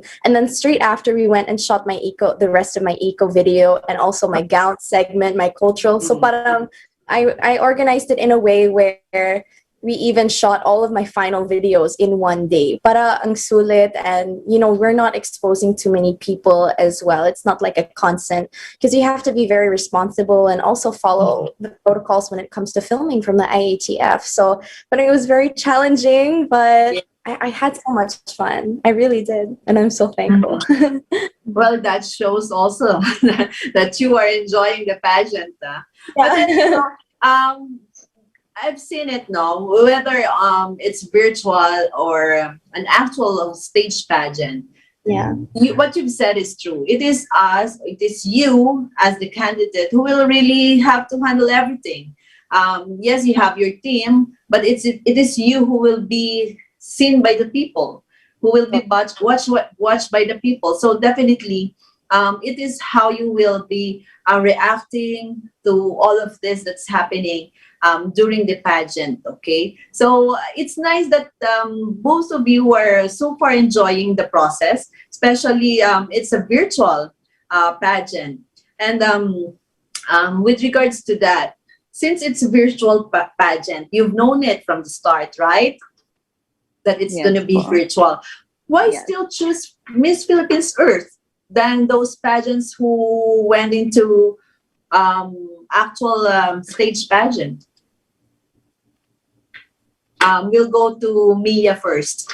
Okay, so really, I feel like the virtual pageant has given so much more opportunities to lovely ladies across the country, because when we speak about an actual physical pageant, a lot of them will have to leave their city and come to Manila and compete over the course of how many months. So it can be very costly. And that may be a bit of a turnoff for some people if they may not have the capacity, or they may not have the support of their LGU behind them to embark on this journey. So I feel like it's also kind of on brand, diba? As Miss Earth, we're trying to minimize our carbon emissions and our footprint in general. So doing it this way has given so many girls the opportunity to join something that maybe before the pandemic they might not have really felt that they could achieve or they could really join. So parang I chose it as well because Miss Earth was definitely the pageant that I had in mind to join as my first national pageant. Of course, all the other pageants were very attractive as well. And I thought that, their advocacies and their vision and mission as an organization also aligned with mine. But ever since talaga, when I wanted to join a national pageant, Miss Earth was always the first one. I was like, okay, this is my time, this is my opportunity. And I was almost not even planning to join. I was just called by Tito Raj and KF to like, oh, you should really join. It's an opportunity, it's virtual. So, Yeah. but I felt like my stars kind of aligned as well. So, So that's why it's Miss Earth. Okay. So Yeah. now how about you, Marby? Yes. So the reason why I chose Miss Philippines Earth is that as I graduated tourism nga po, and the fact that I worked in the culinary industry, it was heartbreaking for me to see a lot of waste lang, and I cannot live it as it is, and I wanted to voice out my my advocacy, and I wanted to push through it because I wanted everyone to be aware of what's happening on Earth, because climate change is real. So that's why I joined Miss Philippines Earth. Well, that's a good answer too. We would like to really congratulate Miss Philippines Earth for the dun sa kanilang first ever na pageant that was done virtually, and it was really a success. And now here it comes again, another year of a virtual pageant gagawin ng Miss Philippines Earth. And syempre, if they were able to be successful the last time, definitely this time, hindi lang basta successful yan, kundi there's a lot more improved production in all of the things that has to be improved from the previous to now, okay? And actually, what really marks it, another great thing that happened is kahit virtual, how many candidates are you this time? 66 po. Imagine, 66 beautiful ladies, di ba? Coming from different parts of our country. Actually, nag-guest kami ni Mike, ang dami na namin nag-guest. Every day, dalawa ng dalawa. There are provinces na I've never heard before. And then, meron palang ganong province. And what's good with this is, yung mga provinces na yun, nakikilala ng mga nanonood sa atin, nakikinig sa atin na there are places pala na ganyan dito sa ating bansa. Magagandang lugar na pwedeng puntahan. Sa mga nanonood sa amin, pwede nyo pong makita yung mga provinces na nire-represent ng mga candidates ng Miss Philippines Earth dun sa kanilang website. Kasi meron po silang mga tourism videos, at most of the videos they are really making is doon sa sarili nilang probinsya. That's why they showcase these beautiful places to visit doon sa kanilang province. So kahit hindi ka nakakaalis ng bahay mo para magbakasyon, mafe-feel mo parang nagbabakasyon sa dami ng magagandang lugar na naipapakita ng mga candidates. Diba? Tama ba?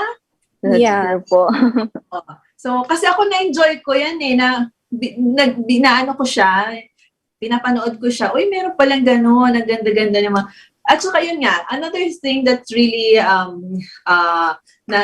yung magandang naidulot na itong Miss Philippines Earth, is lumabas yung creativity ng bawat kandidata. no? Yes, you have your team, but definitely you are part of that team na nag-iisip kung paano gagawin yung mga production na ginagawa ninyo, no? At knowing that you're doing it by yourselves, di ba? Together with your team. Hindi siya binubuo ng production lang ng Miss Philippines Earth.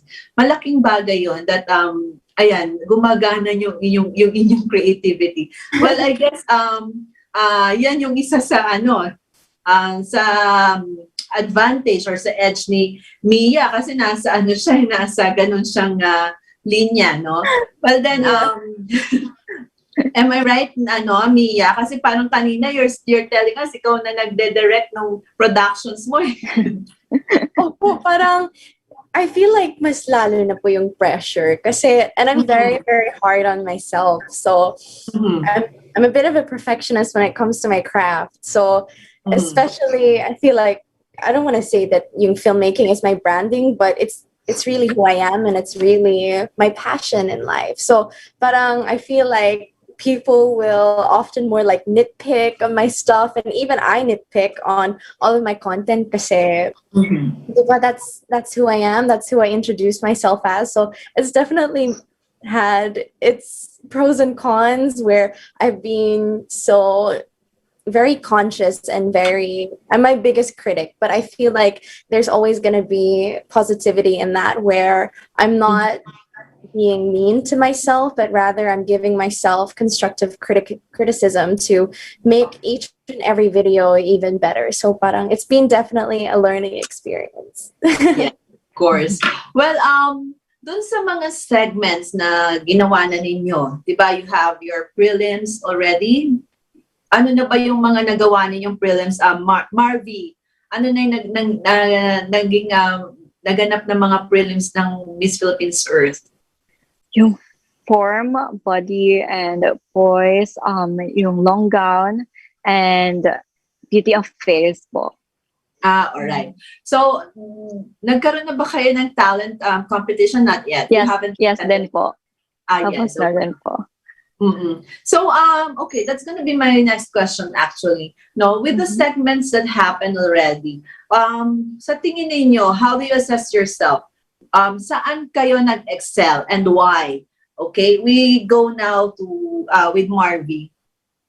Well, actually, I think all of the segments that I have done, I did my best, and I feel like I excel to every segment. So I cannot choose specifically on which one, pero I know that I've done my best to showcase not just myself, but I've showcased my city very well din po. So I am very happy po about that. Ano yung talent mo? Dancing po. It's an interpretative dance.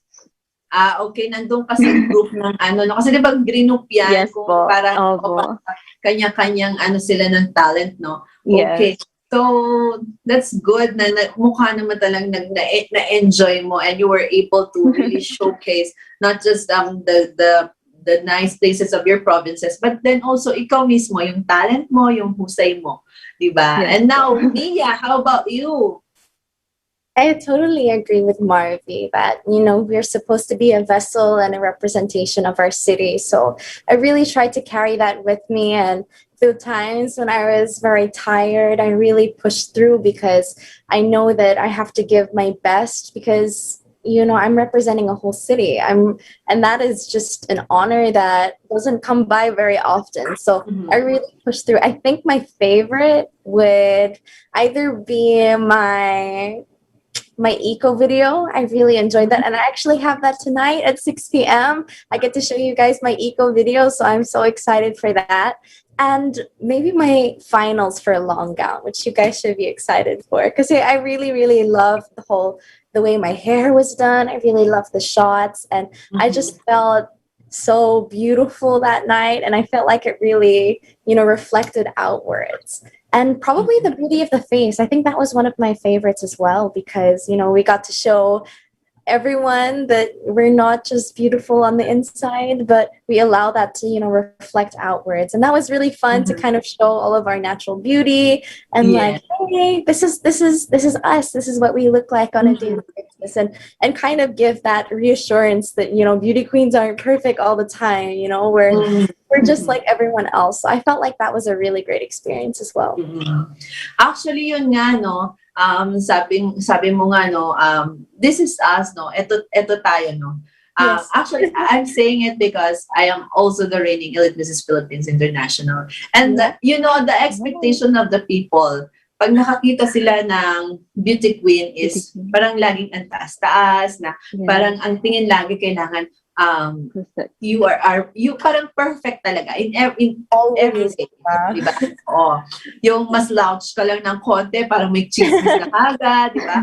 So, I mean, maganda yung ginawa ng Miss Philippines Earth kasi it's also encouraging other girls, no, other women na you have to love your own beauty, no? Kung anong meron ka, kung ano yung gandang meron ka, kung anong shape meron ka, embrace that because that's you. And you are beautiful kung ano ka, di ba? So, yun yung isang actually na may napanood din ako na part niya na yun nga, you're showing off ito yung face nyo, di ba? Na without that makeup na na laging na naka sa mukha ninyo, di ba? This is you, naturally, di ba? And I can see a lot of actually, most of your the candidates ng Miss Philippines Earth, magaganda talaga. Natural na magaganda. Ayun. Oo. So, with that, ano yung pwede ninyong ibigay na masasabi ninyo doon sa mga girls, no, na they're thinking na kailangan perfect lagi. That to the point that they even wanted to undergo surgeries, to do so many things sa faces nila, even di man kailangan, di ba? So, we go with Mia this time. Okay, so, I feel like that's something that you really have to address first internally, because a lot of the time, even myself, when you're put into a place where the standards of beauty excel and are really just above and beyond, like you said earlier, Mom, how, as a beauty queen, you're expected to be perfect all the time. The second you step out of your door, you have to be put together. There's a certain standard. And really that can get to you sometimes. It's important to be secure in yourself that, if you step out one day to go to the groceries in your sweatpants, and it's really what I look like most of the time, that you're secure enough in yourself that whether that means that you're going to do your daily affirmations or you'll go most of the time without makeup, to really appreciate your natural beauty, to appreciate that, beauty is surface level. External beauty is surface level, because what's the point of having a beautiful face if you have an ugly heart? And that may sound a bit harsh, but it's really true. When you practice all of these things, when you practice being kind, when you practice being compassionate, when you practice being just open and loving, it's definitely going to radiate outwards. And personally, I don't really have any issues with girls getting surgeries or if they want to enhance their beauty, because as long as you're making an informed and educated decision and you know that you're doing it for yourself, you're not doing it for other people, you're not doing it because people are making comments about your ears or your nose or your lips or whatever, but it's because you want to do it, you feel good about it, and you're secure enough in yourself that you know that with or without the surgery that you'll be happy. And that's what's really important. It's definitely an internal thing first. Yeah, very good answer, Mia. How about you, Marvy? Well, for me, my advice to all the ladies out there is that just be yourself and do not mind other people who keeps bashing you or keeps saying negative thoughts about you, because what matters the most is your own confidence and those people you are surrounded with. Keep those people who gives positive vibes in your atmosphere, because that's a very important thing that we could ever have in our lives. Also, nice answer, no? Now, which is true naman talaga, no? We are created, by God, no? And we alam natin na created tayo according to His image. Therefore, we are beautiful. No, and we have to embrace that. Now, if yes, as what Mia said, we're really nothing against those who wanted to go to go surgery kung meron silang gustong i-improve sa sarili nila. As long as you are happy dun sa gusto mong gawin and gusto mo talaga yan, di ba? If that's for sa tingin mo makakabuti sa'yo, go ahead. Walang masama, di ba? But then, it's also good that we surround ourselves. Sabi nga ni Marvy, ng mga taong positibo yung yung pag-iisip, no? Hindi yung lagi na lang merong bashing, may negativities, hate. Let's not concentrate ourselves with this kind of people na kung ano-ano yung mga sinasabi sa atin, kasi we don't live because of them. No, we have to live our life dun sa masaya tayo, di ba? Yun nga, lagi natin sinasabi, let's embrace ourselves, yung beauty na meron tayo, yung shape na meron tayo, kung ano man yan. Yun di ba? And when we are happy, that shows, no, not only dun sa face natin, but also dun sa attitude natin, sa character natin towards others. So, napaka-importante, no, na yung mga kasama natin, mga taong hindi lang din magaganda, kundi magaganda rin pati ugali. Pag mga toxic, huwag na tayong sumama sa kanila. Okay. So, ayan. So far, gano'n na ba katagal yung the event has been running for how many, may months na ba? Since you started, hanggang sa bago mag-coronation night? I think May ba po yung screening? I actually can't remember. I think May was when they began the screenings, the online screening for Miss Philippines. Some of them are. So from that time hanggang sa ngayon, kung nasan kayo ngayon, what have you learned?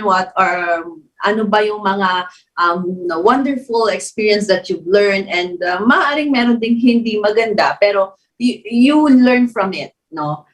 Life lessons to lahat and ang maganda lang dito kasi life lessons as a beauty queen, no? Kasi aminin natin, kahit wala pang corona, yung mga ulo nyo, wala pa yung title sa inyo, you are already a beauty queen. So we start with Marvy this time. Yes, I have learned a lot from our journey here in the Philippines Earth, and the preparation that I have done was very tough. I was 56 kilos before I joined the screening. It was very, I was very chubby, or I'm not obese or what, but I was very chubby and my face was like a shopal that time. But no, but I had to discipline myself, and now I am only 50 kilos. So it was one of the challenges that I have done. Yeah, super. Kailangan ko siyang i-achieve kasi we know that we are doing thank you po. So yeah, we're doing virtual, and we know that we are fit enough. We sometimes look chubby on the videos, so we had to actually push through our being disciplined sa diet din namin. And aside from that, I have learned how to become interactive with other people, with the strangers as well. And I am very happy that I have my glam team. They are all actually new to me, and there's only one or two of them who I really know personally ever since then. But it was very nice that I have this glam team with me who keeps supporting me and sacrificing their schedules just to make it through my MPA journey. And another thing is that it is quite challenging because since it's virtual and we have to do a lot of shoots, a lot of videos, I think I had to manage my time when it comes to socializing to my friends as well. So yun yung mga pagbabago at mga natutunan ni Marvy. Oo. Kasi nga, pero you know what, sa lahat ng sinabi mo, yung talagang you lose the weight, the best job. So you're not Yes actually po. doing that just because you wanted to lose the weight, to look Yes. skinnier, but you got a healthy lifestyle this time. Yes po. Yun yung maganda doon. That is a Mhm. very good, you're a inspiration, Marvin. Thank I you po. love that. Mm. And now, Mia, ikaw naman. Nakaka-relate actually because again, I was only told about the screening the day prior. So para I wasn't ready. I wasn't in the best shape Mhm. of my life. And that was because I was having difficulties and complications with my hormones. So my weight was constantly fluctuating and it was really difficult to stay positive in a sense because I had a lot going on with my brain. My body was changing, and it was something that was completely out of my control. So, it was definitely an extra push to be the best and healthiest version of myself. So, I worked really hard to get my hormones in check. So I was completely able to go hormone free because I have a lot of complications with my lady bits, and so that's something that I'm very proud of to say that I worked on myself. I worked very hard, and if you're living with PCOS or anything, there's still a chance, and there's still something that you're going to be able to overcome when it comes to that. So Mhm. definitely, I worked very hard, and I was able to get to the place that I am now. And Mhm. also for preparations, it was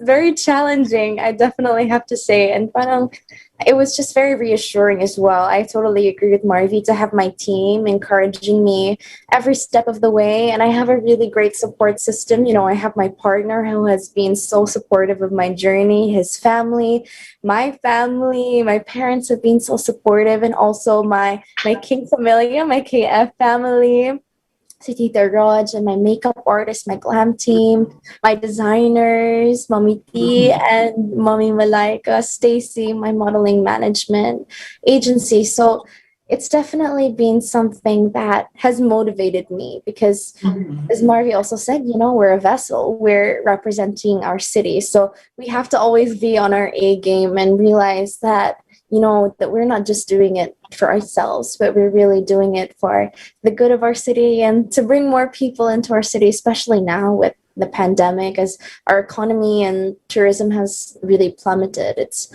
almost giving a little bit of a spark of hope that there's still a chance for tourism if we just Mhm. work together, and we can definitely overcome this pandemic and all of the obstacles in the way. Mm.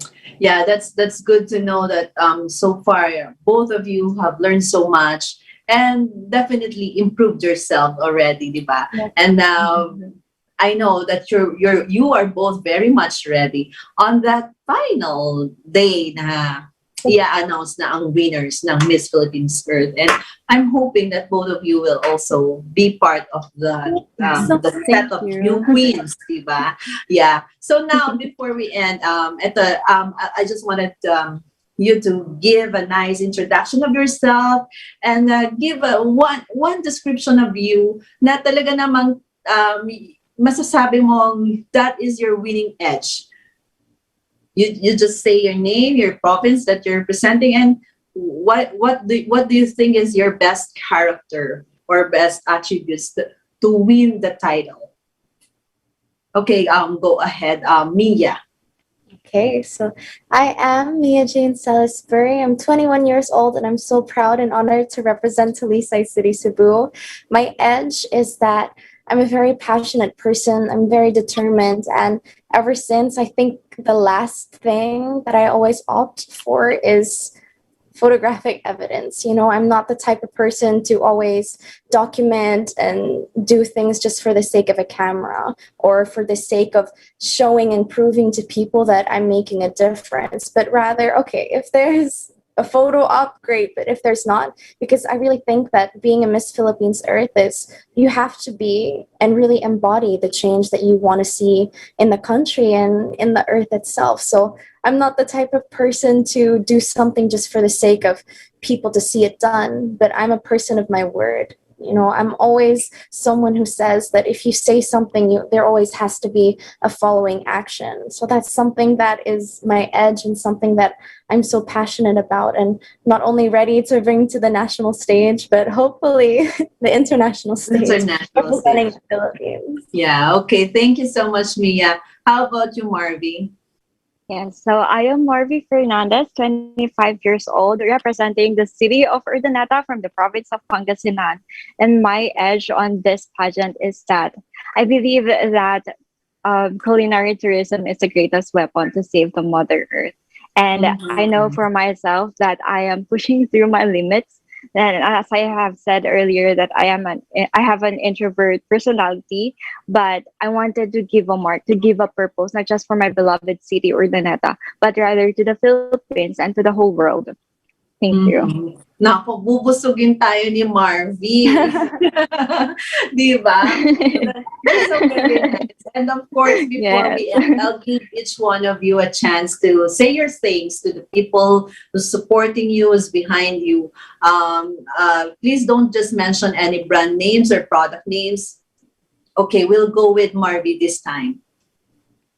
Yes, of course. I think the governor of Pangasinan, Governor Pogi, and of course the mayor of our city, um, Mayor Rami, and Vice Mayor Jing, and of course to the local government unit, the tourism of Urdaneta and Urdaneta City University for supporting me since day one of my Miss Philippines Earth journey, and of course to my glam team, who was headed by Sir Jackie Paraino, and the creative director, Mami Milton Salinas, my fashion designer, Gladys Ishavari, and of course my glam team, Kuya Jeff Risonda and Jane Risonda, Miss Kate Chrysler Romero Torres, Mommy Valerie, and Mommy Ia. And of course, to my family and friends who was there for me as always. And lastly, I would also like to thank Dragon Talent Management for giving me this opportunity and, of course, to push me through this journey as well. Thank you, Marvy. Mia, Thank how about you. you? I just have an endless list of people to thank because it really does take a village to prepare a beauty queen. And it's not just me, but I am really the product of the people that I surround myself with and the people that I'm representing. Of course, I want to give my thanks to Talisay City Cebu, the whole LGU, for really being that moral support that I needed during the pageant. Honorable Mayor Samsam Gullies and Vice Mayor Alan Buko. I'm so thankful, as well as the Tourism Department, Mommy Mickey Aznar. Thank you so much for helping us and helping me create all of my content to represent my city. Also, I cannot forget my family. My family has really been my rock and my motivation to push me throughout this whole journey. My partner as well, he's been so supportive and has really reminded me of my purpose and has been that anchor in my life that I need to push through and persevere through this time. My glam team, Mommy Bri, Mommy Scarlett, Alvin, si Dada, si Ronald. I'm so thankful for you all. And my designers, Mommy T and Mommy Malaika. I'm so excited for you guys to see my final gown and also my cultural attire that they did for me. My management, Stacy's Models Management, thank you so much. And my Kia Familia, of course, I cannot forget you. So I'm so very thankful that I have all these people helping me along my journey, and I just could not possibly do it without you. Also, of course, the organization pala, Miss Philippines Earth, for giving us this Yes, opportunity. Paris. Thank you, Mom, for having us. I had All such a good right. time. All Thank right, you po, thank you so Carson. much. Of course, bago po tayo magpaalam, batiin lang natin itong mga nagpapa-shoutout dito. Bernard Parilla, shoutout daw. And also, hello to Sir Angelo Redaha. Sorry, wala ngayon si Sir Mike Francisco, but sana okay kayo sa akin. And of course, hello sa aking kaibigan, Marge Macariola, hello! Thank you for watching at sa lahat din syempre ng mga sumama sa amin ngayong hapon. Maraming po salamat sa inyong lahat. And syempre, maraming salamat. Thank you so much, Marvy and Mia. And of course, we're hoping we are wishing all the best for both of you to dispatch to your pageant journey. I'm sorry. And also, marami po salamat sa aming mga technicians dyan sa DZRJ na kasama ko po ngayong araw na to. And syempre, Mike, pagaling ka na. We hope na makasama ka na rin namin sa mga susunod nating mga shows. Thank you again, everyone, and stay safe. See you again tomorrow. Bye. Bye. Bye po. Thank you. The views and comments of the